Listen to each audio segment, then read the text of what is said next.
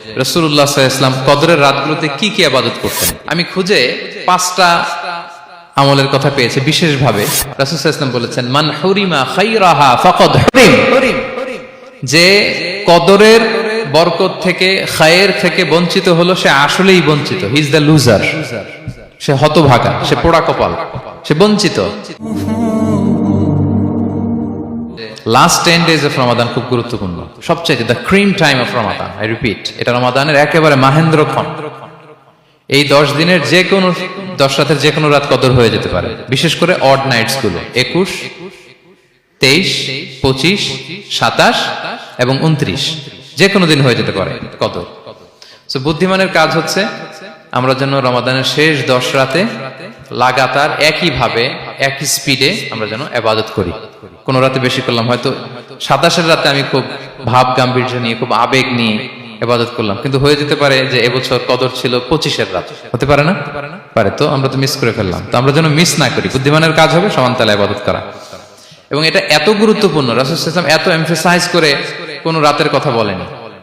আরবি মাস অনুযায়ী 354টা রাতের মধ্যে সবচাইতে শ্রেষ্ঠ রাত, সবচাইতে শ্রেষ্ঠ রাত সূর্য ডোবার পর থেকে হাত্তা মাতলাইল ফাজর, ফজরের সূচনা লগ্ন পর্যন্ত শান্তিময় এ রাত, বরকতের এ রাত। রাসূল সাল্লাল্লাহু আলাইহি ওয়াসাল্লাম বলেছেন, মান হুরিমা খায়রাহা ফাকাদ হুরিম, যে কদরের বরকত থেকে খায়ের থেকে বঞ্চিত হলো সে আসলেই বঞ্চিত। হি ইজ দ্য লুজার, সে হতভাগা, সে পোড়া কপাল, সে বঞ্চিত।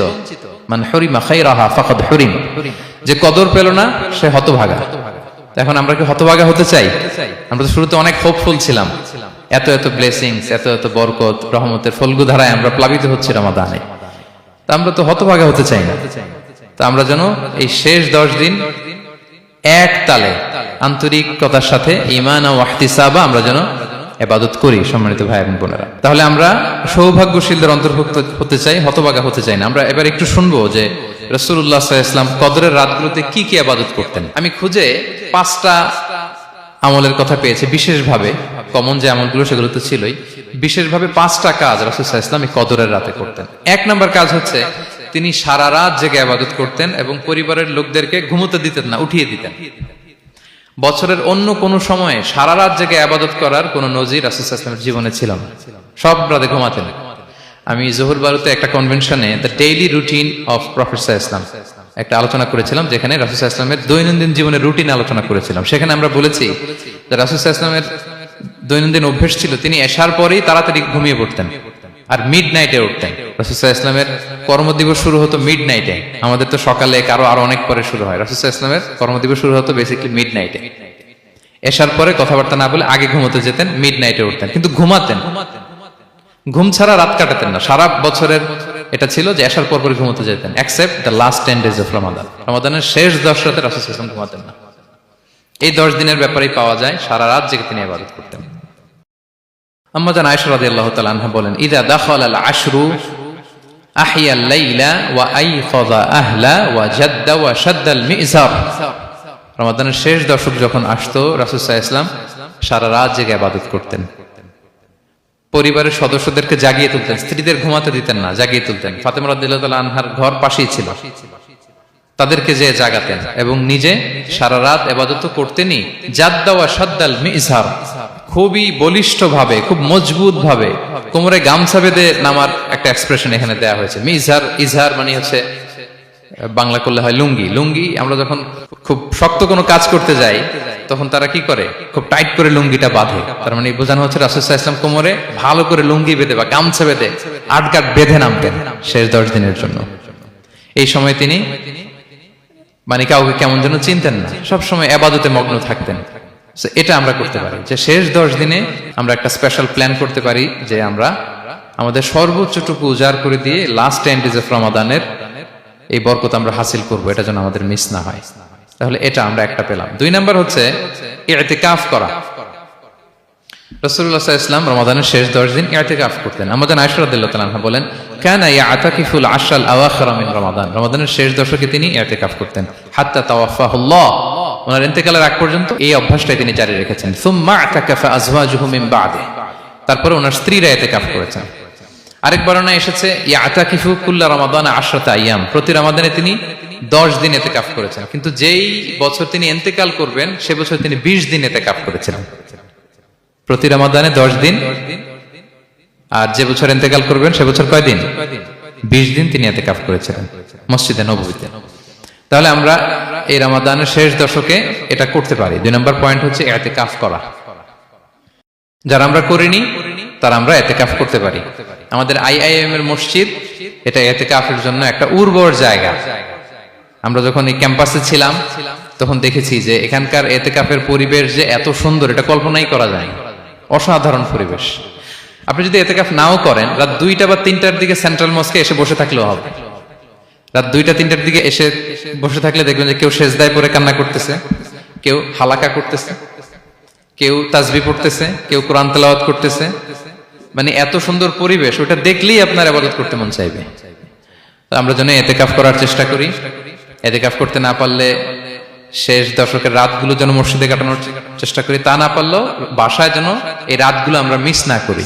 বিশেষ করে সেন্ট্রাল মস্কে তো অসাধারণ পরিবেশ, এটা হাইলি রেকমেন্ডেড। ইফ পসিবল আপনারা আসবেন, এখানে ইবাদতের চমৎকার পরিবেশ থাকে। 3 নাম্বার হচ্ছে রাসূল সাল্লাল্লাহু আলাইহি ওয়াসাল্লাম এবং জিবরাইল আলাইহিস সালাম যৌথভাবে কোরআন রিভিশন করতেন। খুব ইন্টারেস্টিং। সারা বছর যেটা নাজিল হতো, রমাদানে জিবরাইল আলাইহিস সালাম রাসূল সাল্লাল্লাহু আলাইহি ওয়াসাল্লামকে শোনাতেন, রাসূল সাল্লাল্লাহু আলাইহি ওয়াসাল্লাম আবার জিবরাইল আলাইহিস সালামকে শোনাতেন। সহিহ বুখারীর বর্ণনা, কানা জিবরিলু ইয়ালকাহু ফি কুল্লি লাইলাতিন মিন রমাদান ফায়ুদারিসুল কুরআন। প্রতি রমাদানের প্রতি রাতে এসে রাসূল সাল্লাল্লাহু আলাইহি ওয়াসাল্লামের সাথে কোরআন মুদারাসা করতেন। সহিহ মুসলিমের বর্ণনায়, আন্না জিবরিল কানা ইউআরিদুহু বিল কুরআন কুল্লা আমিন মাররা। প্রতি বছর রমাদানে একবার শোনাতেন বা শুনিয়েছেন, যে বছর তিনি ইন্তেকাল করবেন তিনি 2 বার শুনিয়েছিলেন। আরাদা ইউআরিদু, মানে এটা ফ্রম বোথ সাইড। আরবি শব্দটা এমন যে জিবরাইল আলাইহিস সালাম শোনাতেন, এরপর রাসূল সাল্লাল্লাহু আলাইহি ওয়াসাল্লাম জিবরাইল আলাইহিস সালামকে শোনাতেন। কোরআন রিভিশন করা। তো এই শেষ দশকের রাতগুলোতে আমরা যেন বেশি বেশি কোরআন পড়ি। কোরআন তেলাওয়াত, কোরআনিক রিসাইটেশন হতে পারে, কোরআনের অর্থ পড়া হতে পারে, তাদাব্বুরে কোরআন হতে পারে, কোরআনের হালাকায় জয়েন করা হতে পারে। ইন ইটস এনি ফর্ম আমরা যেন কোরআনের সাথে অ্যাটাচমেন্টটা বাড়াই লাস্ট 10 ডেজ অফ রমাদানে। 4 নাম্বার, কিয়ামুল লাইল করা। রাসূল সাল্লাল্লাহু আলাইহি ওয়াসাল্লাম কিয়ামুল লাইল করতেন, এবং কিয়ামুল লাইল শব্দটাকে রাসূল সাল্লাল্লাহু আলাইহি ওয়াসাল্লাম কদরের সাথে জুড়ে দিয়েছেন। সহিহ বুখারীর বর্ণনায় তিনি বলেছেন, মান কামা লাইলাতাল কদরি ঈমানা ওয়া ইহতিসাবা গুফিরা লাহু মা তাকাদ্দামা মিন যামবি। কদরের রাতে যে কিয়ামুল লাইল করে বিশ্বাস নিয়ে এবং নাজাতের প্রত্যাশা নিয়ে, তার পূর্বের সমস্ত গুনাহ আল্লাহ তাআলা ক্ষমা করে দিবেন। তাহলে কিয়ামুল লাইলটা রাসূল সাল্লাল্লাহু আলাইহি ওয়াসাল্লাম বিশেষভাবে কদরের রাতের সাথে সম্পৃক্ত করেছেন। আমরা যেন প্রতি রাতে কিয়ামুল লাইল করি, লম্বা সময় যেন দাঁড়িয়ে থাকি, লম্বা সময় কোরআনিক রিসাইটেশন করি দাঁড়িয়ে থেকে, লম্বা সময় রুকু, লম্বা সময় সিজদা, স্পেশালি সিজদা। আখরাবু মা ইয়াকুনুল আবদু মির রাব্বিহি ওয়া হুয়া সাজিদ ফাআকসিরু ফিহি দুআ। বান্দা যখন সিজদায় থাকে আল্লাহ সবচেয়ে কাছে থাকে। তো আমরা তো আল্লাহর সবচেয়ে কাছে যেতে চাই এই ক্রিম টাইমটাতে, কি বলেন? আমরা যেন লম্বা সময় সিজদাতে থাকি। কিন্তু আমাদের অনেকের যেটা হয়, নামাজে তাড়াহুড়ো, অনেকের সব ব্যস্ততা যখন নামাজে দাঁড়াই এরকম হয়ে যায়। রাসূল সাল্লাল্লাহু আলাইহি ওয়াসাল্লামের সালাত যদি আমরা খেয়াল করি, বিশেষ করে কিয়ামুল লাইলে এত যে সুন্দর ছিল। আম্মা জান আয়েশা রাদিয়াল্লাহু তাআলা আনহাকে জিজ্ঞেস করা হয়েছিল যে, হে আম্মা জান, রাসূল সাল্লাল্লাহু আলাইহি ওয়াসাল্লামের কিয়ামুল লাইল কেমন ছিল, কিভাবে কিয়ামুল লাইল করতেন? আম্মা জান আয়েশা, দেখেন ওনার এক্সপ্রেশনটা কত সুন্দর। তিনি বলেছেন, ফালা তাসআল আন হুসনিহিন্না ওয়া তুলিহিন্না। রাসূল সাল্লাল্লাহু আলাইহি ওয়াসাল্লামের কিয়াম যে কত সুন্দর ছিল, কত লম্বা ছিল, আমায় জিজ্ঞেস করো না, আমি বলতে পারবো না। আমরা অনেক সময় যখন খুব বেশি চমৎকার কিছু হয় তো আমরা কি বলি, ভাই এত সুন্দর ছিল আমি বোঝাতে পারবো না, এরকম বলি না যে এত অসাধারণ আমি বলে বোঝাতে পারবো না। বাংলাতেও কিন্তু আমরা বলি এত চমৎকার, বলে বোঝাতে পারবো না, শব্দের বুননে, ভাষার বুননে আমি ফুটিয়ে তুলতে পারবো না। তো আম্মা জান আয়েশা এটাই বলেছিলেন, ফালা তাসআল আন হুসনিহিন্না ওয়া তুলিহিন্না। রাসূল সাল্লাল্লাহু আলাইহি ওয়াসাল্লামের রাতের নামাজ কিয়ামুল লাইল যে কত সুন্দর ছিল, কত দীর্ঘ ছিল, লম্বা ছিল, আমায় জিজ্ঞেস করো না, আমি বলে বোঝাতে পারবো না। সুবহানাল্লাহি ওয়া বিহামদিহি। আমরা যেন লম্বা সময় কিয়ামুল লাইল করি। আম্মা জান আয়েশা রাদিয়াল্লাহু তাআলা আনহা আরো বলেন, কানা ইয়াকুমু মিনাল লাইলি হাত্তা তাতাফাত্তারা কদামা। এত দীর্ঘ সময় দাঁড়িয়ে থাকতেন, থাকতে থাকতে ওনার পা ফুলে যেত, পা দুটো ফুলে যেত। আপনিও দীর্ঘ সময় দাঁড়িয়ে দেখেন যে পায়ে ঝিম ধরে যাবে, পা ফুলে যাবে, এটা করতেন রাসূল সাল্লাল্লাহু আলাইহি ওয়াসাল্লাম। তো আম্মা জান আয়েশা বলেন, ইয়া রাসূলুল্লাহ লিমা তাসনাউ হাযা ওয়া ক্বাদ গুফিরা লাকা মা তাকাদ্দামা মিন যামবিকা মা তাআখার। আপনি এত কষ্ট কেন সহ্য করেন নিজের দেহের উপরে? আপনার তো আগের পরের সব গুনাহই মাফ। আদত তো রাসূল সাল্লাল্লাহু আলাইহি ওয়াসাল্লামের গুনাহই নেই, তিনি নিষ্পাপ। এত কষ্ট কেন করেন? আপনার আগের পরের সবই তো মাফ করে দেয়া হয়েছে, কেন করেন? রাসূল সাল্লাল্লাহু আলাইহি ওয়াসাল্লাম উত্তর করেছেন, আফালা উহিব্বু আন আকুনা আবদান শাকুরা। আয়েশা, আমি কি শুকরগুজার বান্দা হতে পছন্দ করব না? আল্লাহ তাআলা আমাকে তার রহম এবং করমে সব মাফ করে দিয়েছেন, কিন্তু আমি কি শুকরগুজার হব না? আমি কি আমার রোলটা প্লে করব না? আমি কি নিজেকে সঁপে দেব না আল্লাহ তাআলার কাছে জায়নামাজে? তো এটা ছিল সংক্ষেপে রাসূল সাল্লাল্লাহু আলাইহি ওয়াসাল্লামের কিয়ামুল লাইলের ধরন। এভাবে তিনি দীর্ঘ সময় কিয়ামুল লাইল করতেন। আমরা যেন এটা করি। সেন্ট্রাল মস্কে কিয়ামুল লাইল এবছরও নিশ্চয়ই হচ্ছে, আমরা যেন অংশগ্রহণ করি। 5 নম্বরে রাসূল সাল্লাল্লাহু আলাইহি ওয়াসাল্লাম দোয়া করতেন। এই কদরের রাতগুলোতে খুব বেশি বেশি দোয়া করতেন। দোয়া নিয়ে আমরা একটা জুমার খুতবা দিয়েছিলাম, সেখানে আমরা বলেছিলাম যে দোয়া হতে হবে খুব আন্তরিক দোয়া, রোবোটিক দোয়া যেন না হয়। আপনার আবেগ, ভালোবাসা, মনের মাধুরী মিশিয়ে, চোখের পানি মিশিয়ে, অশ্রু সিক্ত করে এই দোয়াটা করতে হবে, তাহলে সে দোয়া আল্লাহর কাছে কবুল হবে।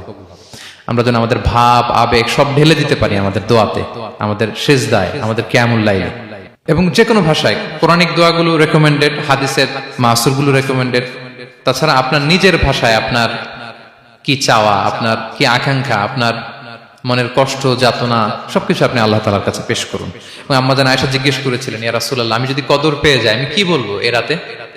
মা আদউ, কি দোয়া করব? রাসূল সাল্লাল্লাহু আলাইহি ওয়াসাল্লাম বললেন, তাকুলিন, আয়েশা তুমি বলবে, আল্লাহুম্মা ইন্নাকা আফুউন তুহিব্বুল আফওয়া ফাআফু আন্নী। আয়েশা তুমি যদি কদরের রাত পেয়ে যাও এটা বলবে, হে আল্লাহ আপনি ক্ষমাশীল, আল্লাহ আপনি ক্ষমাকে পছন্দ করেন, আল্লাহ তাই আপনি আমায় ক্ষমা করেন। হে আল্লাহ আপনি ক্ষমাশীল, আপনি ক্ষমাকে পছন্দ করেন, আল্লাহ আপনি আমাকে ক্ষমা করেন। এই দোয়াটা আমরা যেন বেশি বেশি করি। আমার সাথে সাথে সবাই একটু পড়ুন মেহেরবানি করে। আল্লাহুম্মা ইন্নাকা আফুউন তুহিব্বুল আফওয়া ফাআফু আন্নী। আল্লাহুম্মা ইন্নাকা আফুউন তুহিব্বুল আফওয়া ফাআফু আন্নী। হে আল্লাহ আপনি ক্ষমাশীল, আপনি ক্ষমা করাকে পছন্দ করেন, আল্লাহ আমাকে ক্ষমা করেন। আমরা আমাদের নিজেদের ভাষায় অনেক দোয়া করতে পারবো, কিন্তু রাসূল সাল্লাল্লাহু আলাইহি ওয়াসাল্লামের শেখানো দোয়াগুলো এটা হচ্ছে মানে very precise in wording but comprehensive in meaning. এটার অর্থ, এটার আবেদন এটা অনেক বেশি। আমি অনেক 10টা-20টা বাক্য বলে এত সুন্দর কথা মিলাতে পারবো না। রাসূল সাল্লাল্লাহু আলাইহি ওয়াসাল্লাম যেটা শিখিয়ে দিয়েছেন, আগে আল্লাহর প্রশংসা করলাম, আল্লাহ আপনি ক্ষমাশীল, আবারও প্রশংসা, আল্লাহ আপনি তো ক্ষমা করাকে পছন্দ করেন। যেটা আপনি পছন্দ করেন না ওইটা তো চাচ্ছি না, যেটা আপনার পছন্দ, যেটা আপনি করতে ভালোবাসেন, গাফিরিয যামবি ওয়া কাবিলিত তাওব, আপনি ক্ষমা করাকে পছন্দ করেন, তওবা কবুলকে আপনি পছন্দ করেন, তো সেটাই তো চাচ্ছি আপনার কাছে, আপনি আমার তওবা কবুল করুন, আল্লাহ আপনি আমাকে ক্ষমা করুন।